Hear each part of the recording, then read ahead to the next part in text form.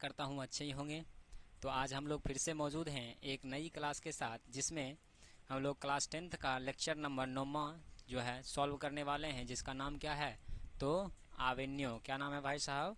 तो आविन्यो नाम है। ठीक है, ये देखिए मिट गया थोड़ा सा। चलिए, तो आज हम लोग इस चैप्टर का जितना भी ऑब्जेक्टिव है उन सभी को देखने वाले हैं। ठीक है, इससे पहले हमने आपको इसका कवि परिचय बता दिया है, तो आइए बिना किसी देरी के शुरू करते हैं।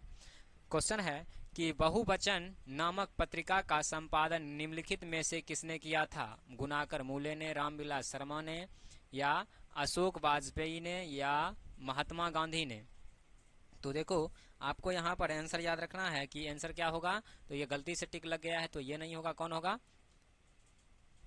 महात्मा गांधी ने। एक है, अगला है कि आविन्यो एक है साक्षात्कार, ललित रचना, कहानी या निबंध। तो आपको यहाँ पर याद रखना है कि आविन्यो एक प्रकार का जो है ललित रचना है। क्या है? ललित रचना है। नेक्स्ट है कि आविन्यो में था क्या? रूस की राजधानी, फ्रांस की राजधानी, या पोप की राजधानी, या इटली की राजधानी? तो आपको यहाँ पर आंसर याद रखना है कि आविन्यो में एक पोप की राजधानी था। ठीक है, नेक्स्ट है कि काथुर्सियन ईसाई संप्रदाय विश्वास करता है मारपीट में, फंसाने में, झगड़ा में, या मौन में? तो आपको यहाँ पर सही आंसर याद रखना है कि यह जो है मौन में क्या करता है तो विश्वास करता है। नेक्स्ट है कि जीर्णोद्धार का अर्थ होता है पुराने को नया करना, नए को मिटाना, पुराने को दबा देना, या पुराने को बेचना?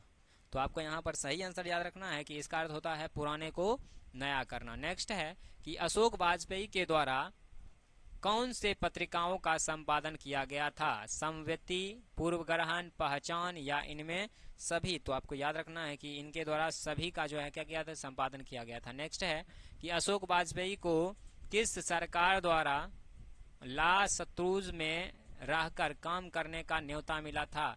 इंग्लैंड सरकार, फ्रांस के सरकार, जर्मन के सरकार, या भारत सरकार द्वारा? तो आपको याद रखना है कि फ्रांस के सरकार द्वारा उन्हें इंग्लैंड में रहकर क्या किया था, सॉरी भारत सरकार, फ्रांस के सरकार के द्वारा उन्हें कहाँ पर रहकर तो सत्रूज में रहकर जो है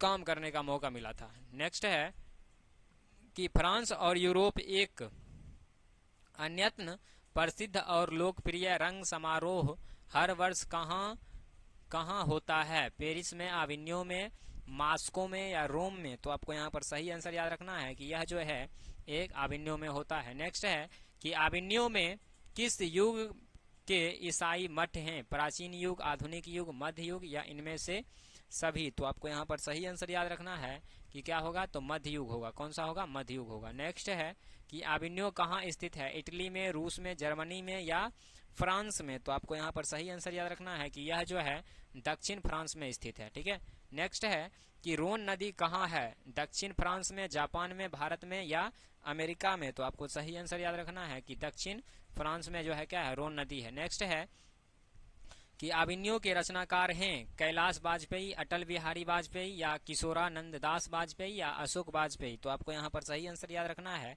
कि ये जो है अशोक वाजपेयी है। नेक्स्ट है कि विल नव का आविन्यो का अर्थ होता है आविन्यो का नया आदमी, आविन्यो का नया गांव, आविन्यो की नदी, या आविन्यो का पर्वत? तो आपको यहाँ पर सही आंसर याद रखना है कि यह जो है आविन्यो का नया गांव होता है। नेक्स्ट है कि ला सत्रूज क्या है? इमारत, ईसाई मठ, पर्वत, मेरा शत्रु? तो आपको यहाँ पर सही आंसर याद रखना है कि यह एक प्रकार का जो है क्या है तो ईसाई मठ है। नेक्स्ट है कि आद्र बेद्रोन क्या है? कवि है, रंग कर्म है, कथाकार है, रंगीतकार है? तो आपको यहाँ पर सही आंसर याद रखना है कि यह एक प्रकार का जो है क्या है तो कवि है। ठीक है, नेक्स्ट है कि प्रगतिशील साहित्य का संबंध है किससे? बौद्ध दर्शन से, वेदांत दर्शन से, मार्कस के विचार से, या इनमें से कोई नहीं? तो आपको यहाँ पर सही आंसर याद रखना है कि यह जो है वेदांत दर्शन के विचार से है। नेक्स्ट है कि विलनव और आविन्यो के बीच कौन सी नदी है? रोन नदी, लवार नदी, सोन नदी, या चाई नदी? तो आपको यहाँ पर सही आंसर याद रखना है कि यह जो है रोन नदी है। ठीक है, नेक्स्ट है कि आंध्र बेद्रो जो है अगला देख लेते हैं क्वेश्चन नंबर कितना, तो क्वेश्चन नंबर 18 क्या बोल रहा है? तो अद्र वार्ते 100 ऑल पाल एनुअल एनुअल ने अविन्यो में रहकर संयुक्त रूप से लगभग कितनी कविताओं की रचना की है? 20, 25, 30 या 35? तो आपको यहाँ पर सही आंसर याद रखना है कि इन्होंने टोटल 30 कविताओं की रचना की थी। अगला है कि अशोक वाजपेयी ला सतलुज में कितनों दिनों तक रहे थे? 19 दिन, 1 महीना, 7 दिन या 20 दिन? तो आपको यहाँ पर सही आंसर याद रखना है कि ये जो है अविन्यो में जो है मात्र 19 दिन तक रहे थे। कितने दिन तक रहे थे? 19 दिन तक। अगला है कि अविन्यो पाठ गद्य की कौन सी विद्या है? कहानी है, उपन्यास है, यात्रा वृत्तांत है या रेखा चित्र है? तो आपको याद रखना है कि यह एक प्रकार का जो है यात्रा वृत्तांत है। नेक्स्ट है कि पिकासो क्या थे? एक कवि थे, एक नाटककार थे, एक चित्रकार थे या एक उपन्यासकार थे? तो आपको यहाँ पर सही आंसर याद रखना है कि यह एक चित्रकार थे। नेक्स्ट है कि अशोक वाजपेयी का जन्म कब हुआ?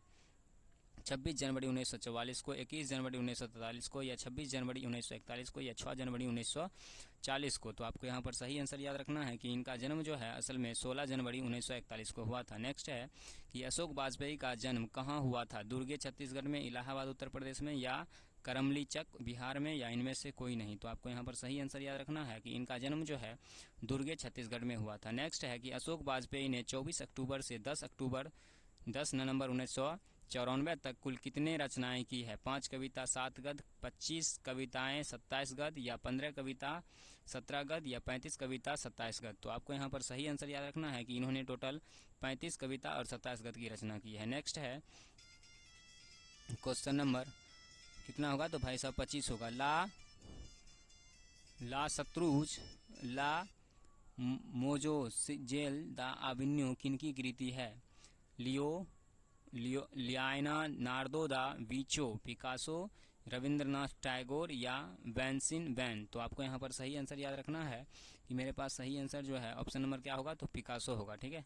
नेक्स्ट है कि ला सत्रुज का धार्मिक उपयोग कब से कब तक होता रहा? तो आपको यहाँ पर सही आंसर याद रखना है कि 11वीं सदी से फ्रेंच क्रांति तक या 12वीं सदी से फ्रेंच क्रांति, 13वीं सदी से फ्रेंच क्रांति या 14वीं सदी से फ्रेंच क्रांति? तो आपको यहाँ पर सही आंसर याद रखना है कि 14वीं सदी से फ्रेंच क्रांति तक हुआ था। नेक्स्ट है कि अविन्यो में 19 दिनों के प्रवास के दौरान लेखक ने कितनी गद्य की रचना की है? 27 गद्य, 29 गद्य, 28 गद्य या 30 गद्य? तो आपको यहाँ पर सही आंसर याद रखना है कि इन्होंने टोटल कितनी? तो 27 गद्य की रचना की है। कितनी गद्य की? 27 गद्य की। नेक्स्ट है कि फ्रांस का प्रमुख कला केंद्र रहा है कौन? एफिल टावर, दोनों, अविन्यो या इनमें से कोई नहीं? तो आपको यहाँ पर सही आंसर याद रखना है कि इन्होंने टोटल किसकी रचना की है? तो अविन्यो की रचना की है। ठीक है। नेक्स्ट है कि अविन्यो क्या है? एक ईसाई मठ है, मंदिर है या मस्जिद है या गुरुद्वारा है? तो आपको पता होना चाहिए, हमने कविता में भी बताया है कि यह एक प्रकार का जो है क्या है? ईसाई मठ है। अगला है कि पिकासो की प्रसिद्ध रचना का शीर्षक है क्या? ला मोज़ेल द अविन्यो, नदी के किनारे भी नदी है, विलनव, ला अविन्यो, ला सत्रुज? तो आपको यहाँ पर सही आंसर याद रखना है कि यह जो है क्या होगा? तो भाई साहब यहाँ होगा ला मोज़ेल द अविन्यो। ठीक है। नेक्स्ट है क्वेश्चन नंबर 31 कि काथुरिसियन संप्रदाय विश्वास करता है पूजा में, पूजा पर, मौन पर, पाठ पर या यज्ञ पर? तो आपको यहाँ पर सही आंसर याद रखना है कि यह संप्रदाय जो है मुख्य रूप से मौन पर विश्वास करता है। नेक्स्ट है कि ला सत्रुज में इमारत पर क्रांति के बाद किनका कब्जा हो गया था? राजा का, व्यापारी का, ए और बी दोनों का या साधारण लोगों का? तो यहाँ पर सही आंसर आप याद रखिएगा कि साधारण लोगों पर इनका कब्जा हो गया था। नेक्स्ट है कि अशोक वाजपेयी के पिता का नाम क्या था? रामानंद वाजपेयी, कृष्णानंद वाजपेयी, परमानंद वाजपेयी या उज्ज्वलानंद वाजपेयी? तो आपको यहाँ पर सही आंसर याद रखना है कि इनका नाम जो था परमानंद वाजपेयी था। नेक्स्ट है कि अशोक वाजपेयी को फ्रेंच सरकार द्वारा दिया जाने वाला पुरस्कार है offer of the order of cross, साहित्य अकादमी पुरस्कार, दयावती मोदी, कवि शेखर सम्मान या इनमें सभी? तो आपको यहाँ पर सही आंसर याद रखना है कि offer the award of cross. आगे है कि अविन्यो किस नदी पर स्थित है? रोन नदी पर, टॉन्स नदी पर, सीन नदी पर या टोन नदी पर? तो आपको यहाँ पर सही आंसर याद रखना है कि यह मुख्य रूप से जो है रोन नदी पर स्थित है। नेक्स्ट है विलनव क्या है? एक शहर, एक नदी, एक छोटा सा गांव या एक झील? तो आपको यहाँ पर सही आंसर याद रखना है कि यह एक प्रकार का एक छोटा सा क्या है भाई साहब? तो एक गांव है। नेक्स्ट है कि प्रत्येक वर्ष अविन्यो में कैसा समारोह आयोजित होता है? रंग समारोह, विश्व कप, धार्मिक, राष्ट्र मंडल खेल, तो आपको याद रखना है कि वहाँ पर हर साल जो है एक रंग समारोह आयोजित होता है। नेक्स्ट है कि रोन नदी के किनारे बसे शहर का नाम है क्या? लंदन, आविन्यो, लाहौर या लखनऊ? तो आपको याद रखना है कि उसके नदी के किनारे बसा हुआ शहर का नाम क्या है? तो भाई साहब आविन्यो नाम है। नेक्स्ट है क्वेश्चन नंबर 38। क्वेश्चन नंबर 38 देखिए क्या है कि लेखक कितने वर्ष पहले पहली बार आविन्यो गए थे? 15 वर्ष, 10 वर्ष, 5 वर्ष या 12 वर्ष? तो आपको यहाँ पर सही आंसर याद रखना है कि ये 10 वर्ष पहले जो है आविन्यो गए थे। नेक्स्ट है कि आविन्यो क्या साथ लेकर गए थे? कुर्सी, मेज, डंडा या पुस्तक, टाइपराइटर और टेप? तो याद रखिएगा कि ये आविन्यो जो है पुस्तक, टाइपराइटर और टेप लेकर गए थे। नेक्स्ट है उगते हुए सूरज का देश किसे कहा जाता है? तो जापान, भूटान, नेपाल, ईरान? तो आपको याद रखना है कि जापान को उगते हुए सूरज का देश कहा जाता है। नेक्स्ट है ध्रुम का क्या अर्थ होता है? पेड़ पौधा, शहर, गांव या जानवर? तो आपको याद रखना है कि ध्रुम का अर्थ होता है पेड़ पौधा। नेक्स्ट है कि बियाबान का क्या अर्थ होता है? शहर, निर्जर, सुनसान या ए और बी दोनों? तो आपको यहाँ पर सही आंसर याद रखना है कि उसका अर्थ क्या होता है? तो ए और बी दोनों होगा, मतलब शहर और सुनसान दोनों होगा। नेक्स्ट है कि आविन्यो का किला फ्रेंच शासक ने किसके गतिविधियों पर नजर रखने के लिए बनवाया था? पोप, लेखक पर, किसान पर या मंत्रियों पर? तो आपको यहाँ पर सही आंसर याद रखना है कि उन्होंने पोप पर नजर रखने के लिए वो अपना किला बनवाया था। ठीक है, तो इस प्रकार से हमने आविन्यो से रिलेटेड जितना भी ऑब्जेक्टिव था उन सभी को आज खत्म किया है। ठीक है, तो आज के लिए इतना ही रहने दीजिए, देखेंगे विशेष अगले क्लास में। तब तक के लिए जय हिंद।